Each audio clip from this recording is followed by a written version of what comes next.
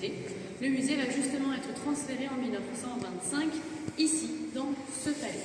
Auparavant, le musée des Beaux-Arts était au Palais Baudrand, pas loin non plus, aussi à et il va donc, non, Notre-Dame, pardon, avenue Notre-Dame, voilà, à côté de Jean Médecin, dans le Palais Briard, là où il y a le magasin de jouets aujourd'hui, il y avait l'ancien musée des Beaux-Arts. Et donc il va être transféré ici à partir de 1925. La municipalité achète ce palais pour en faire le nouveau musée des Beaux-Arts.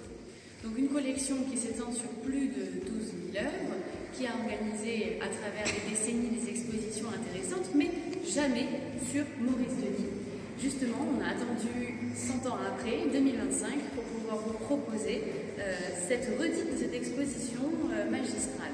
Alors bien sûr, c'est à la fois le côté charnel, le désir qu'il a pour sa femme, son corps majestueux, aux belles courbes. C'est aussi le côté intellectuel dont on a parlé tout à l'heure, et c'est aussi le côté maternel. On le retrouve ici car cette représentation, c'est Lisbeth en trois versions.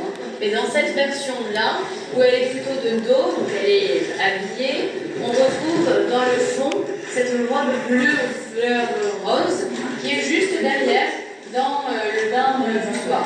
Donc là, c'est vraiment le côté charnel et le côté maternel qui est représenté également dans cette représentation de cette époque. Mais c'est aussi une prise de l'art italien. On a souvent des Vénus représentées en 3 étapes, comme celle-ci.